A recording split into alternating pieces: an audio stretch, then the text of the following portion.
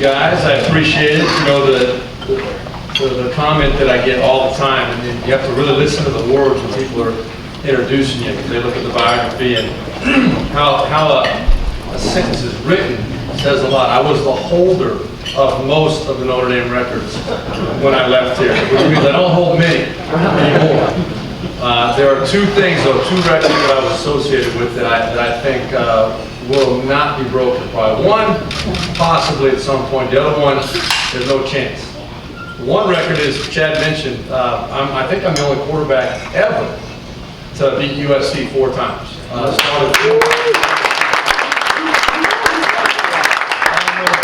Any other team that USC plays 4 times a year other than Pac-10 teams, or every single year other than Pac-10 teams. And there aren't many guys that were able to start 4 years and then beat USC all 4 times. So to be able to do that, it made going home easy every year, because I always, even though we didn't do as well as I would have liked, or as well as we should have done as a football team, I was always able to go home to Southern California with my chin up and say, yeah, we Trojans them. We had that going for us, so that made that a lot better than it could have been. The second record is one that I am very confident will not ever be broken, and that is that I've thrown the most interceptions in the history of this school.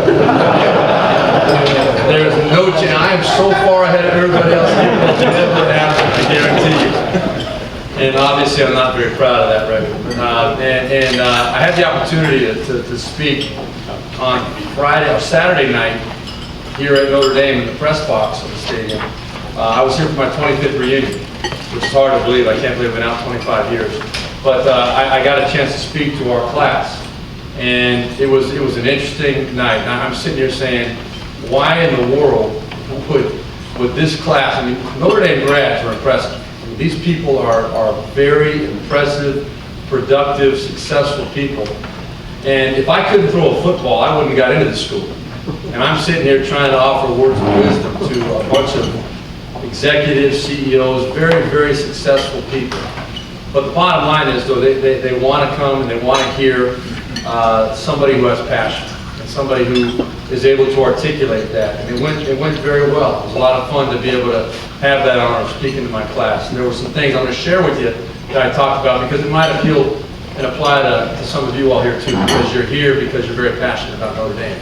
That's the only reason you're here, and to be successful in life and to get the most out of yourself, you've got to have passion.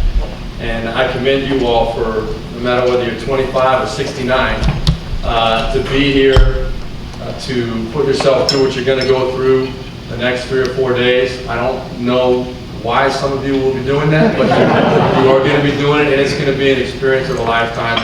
If you haven't been here before, I've talked to some of the guys that have been here before, and they've said it's a tremendous experience, and I know how well run everything at this university is, so it's going to be a great time for all you first timers. I want to say this, though, before I get into the meat of what I want to talk about. I have absolutely no doubt in my mind that the guy that spoke up here earlier, Coach Kelly, is the man to lead this team back. I have no doubt in my mind. This program is heading in the right direction.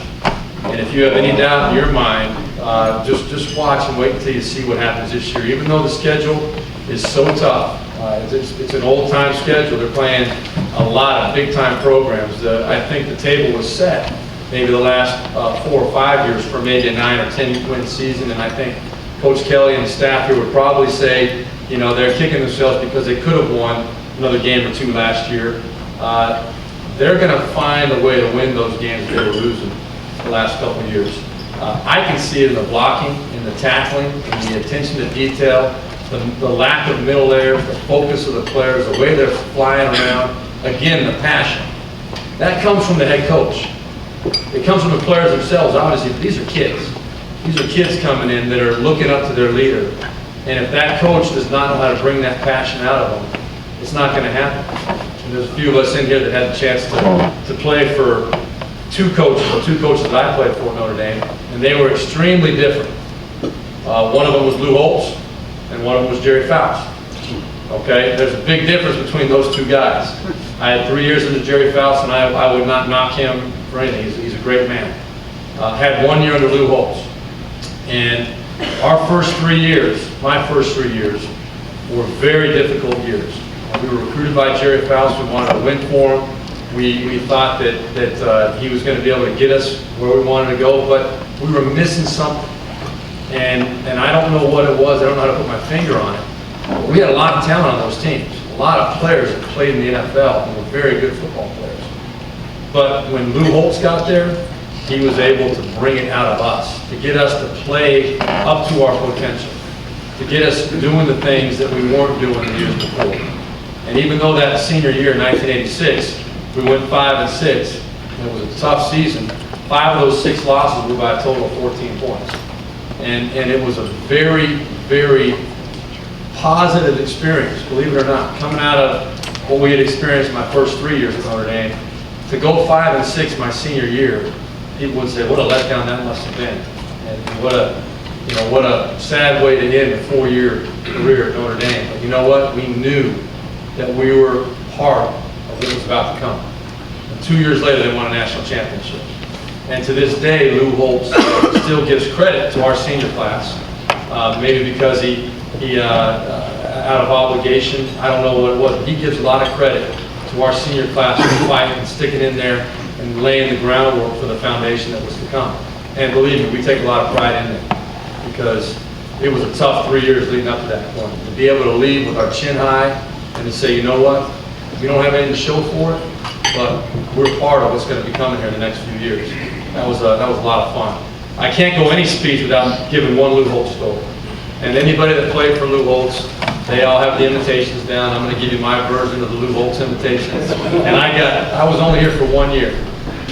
But there were so many things that happened that 1 year. Any speech you go to when Lou Holtz is speaking, I guarantee you, every single time he will tell a Steve Beuerlein story. He makes fun of me every single time he gets a chance. I mean, there are so many things that I did in that 1 year. It's his #1 top ammo everywhere we go, I'm guaranteeing you. One of the best for me, one of my favorite ones, and Steve Bellis was there, and he'll probably remember this. It was the first day of spring ball under Lou Holtz. Lou Holtz's first day of practice here at Notre Dame. And he had told me leading up to that point that, that I was not the most athletic quarterback he'd ever seen. I was not known for my running abilities. Now it's crazy though, in high school I was considered a very good athlete. In college I was considered a so-so athlete. In the NFL I was considered a terrible athlete. It's amazing how that happens, when you move up and the competition gets better. But the bottom line is I was not a runner. I was a thrower. And Lou came in and he said, well, we're going to run the option. We're going to run it a little bit, you got to do it. Well, what he didn't know was that I had run the option a little bit in high school. My high school program at Servite High School in Southern California, we ran the veer a little bit until my senior year. We kind of opened it up my senior year because, again, it was more suited to me. But we ran the veer, and I had gone through and I knew how to run the option a little bit. And so the very first play of team period in our very first practice, he called the option. And I said, I'm going to show this little sucker that I can run this thing. I'm going to show him, I'm going to surprise him. And I went out there and I came down the line, I made the read, and I rolled the ball right into the line of scrimmage like a close defensive end, crashed down on the fullback, and I took the ball out. Our defense had not seen the option in the previous 3 years that I was there. So every single player on the defense jumped on that fullback. And I took the ball around the end, and there was nobody out there. So I ran 40 yards down the field. It took about a half hour, but I ran 40 yards down the field. And I come back to the huddle. I'm sitting there feeling pretty darn good about myself. I'm like, I'm going to show this guy I can do this. And no one's even looking at me. All I see is a group of, 80 guys, however many guys are there.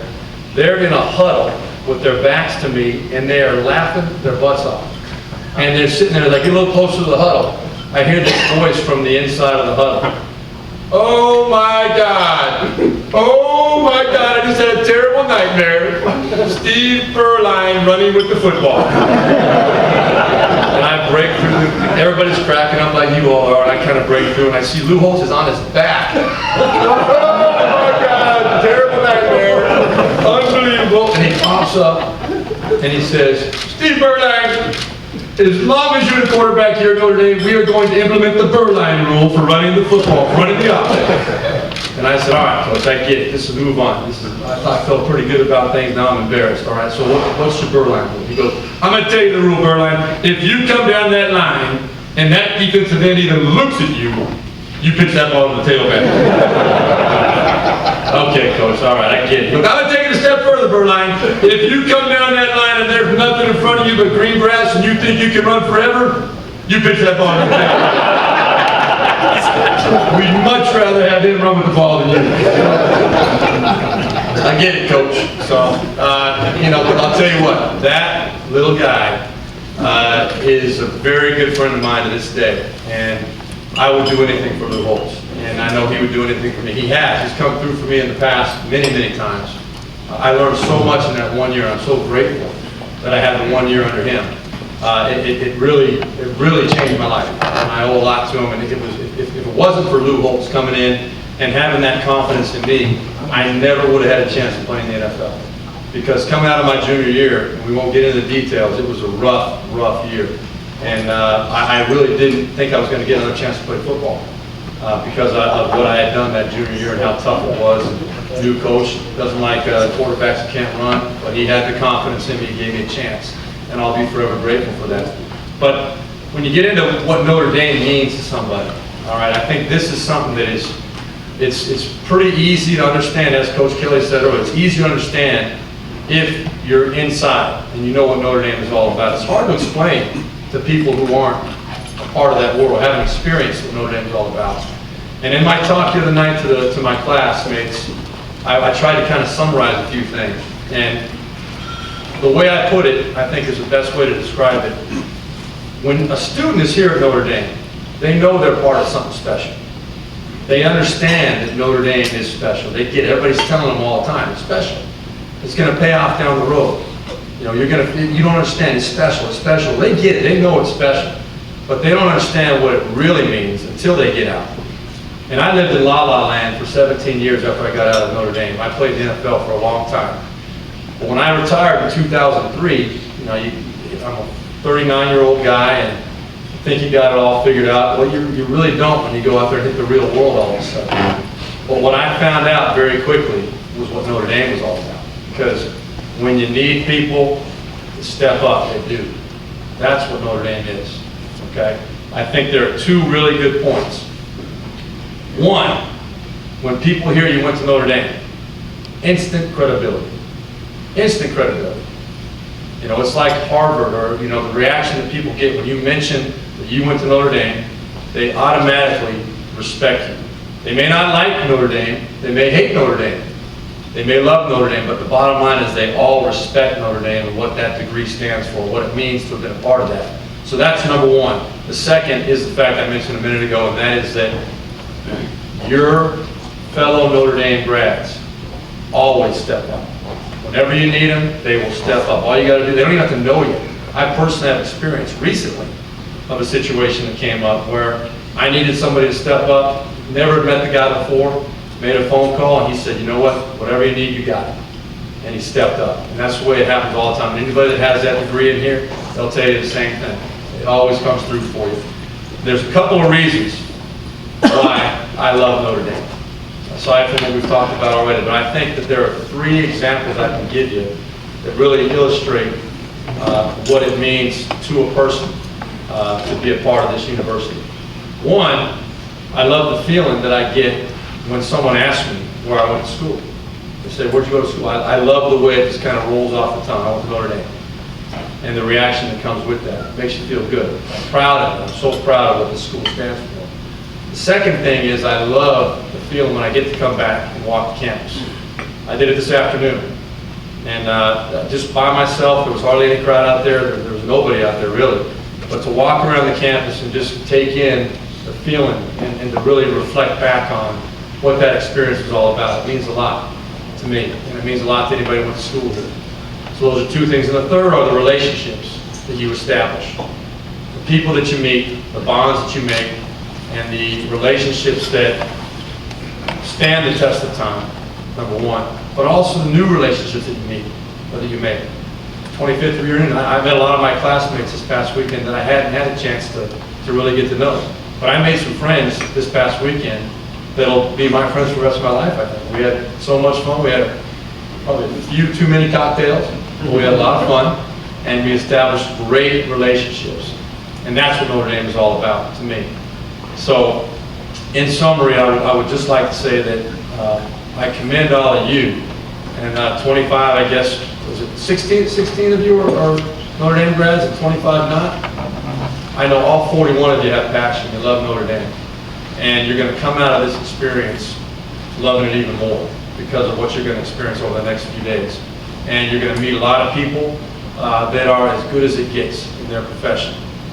From the equipment staff, to the training staff, to the coaching staff. You're going to see, and all the administrative people that are here, you're going to see the quality of people that this university takes so much pride in hiring and saying, these are Notre Dame people. Give it all you got. We're going to be out there tomorrow trying to coach you up a little bit. I know there's supposedly 10 quarterbacks in the group. I am not making the decision on who's playing quarterback.